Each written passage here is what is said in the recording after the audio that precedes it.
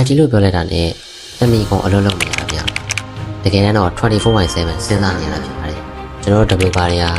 တဏီကုံလုံးခန္ဓာကိုယ်နဲ့အလုပ်လုပ်နေတာမဟုတ်ပေမဲ့ဘုံတော့ကတော့24/7လုပ်နေရတာဖြစ်ပါတယ်မနေ့မှဆို coding နေ့လယ်မှဆိုလို့ရှိရင် meeting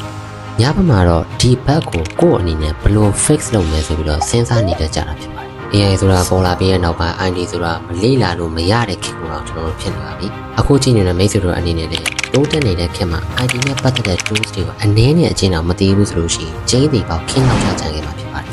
IT နဲ့ပတ်သက်တဲ့ tools တွေကိုကိုယ့်ရဲ့နေ့စဉ် daily lifestyle မှာ update မလုပ်ပဲတေချာအသုံးမချဘူးဆိုလို့ရှိရင်အခုလိုမြင်ရတဲ့ social media ပေါ်မှာကိုယ့်အနေနဲ့ research တစ်ခုရအောင်ဘာတွေများရခဲ့ပြီလဲဆိုတာမိမိကိုယ်ကိုမေးခွန်းထုတ်ရပါလိမ့်မယ် IT ကိုဝင်နေတယ်ဆိုလို့ရှိရင်ဒီအချက်တွေကိုတော့လက်ခံနိုင်မှာရပါမယ်ကို process ကိုဒီ IT fee နဲ့နေ့စဉ်ပုံမှန်လည်ပတ်နိုင်အောင်ဘယ်လိုမျိုးလုပ်ဆောင်မလဲဆိုတဲ့ daily activity တွေကိုတော့24/7 logic thinking နဲ့တွားနေရမှာတော့ဖြစ်ပါတယ်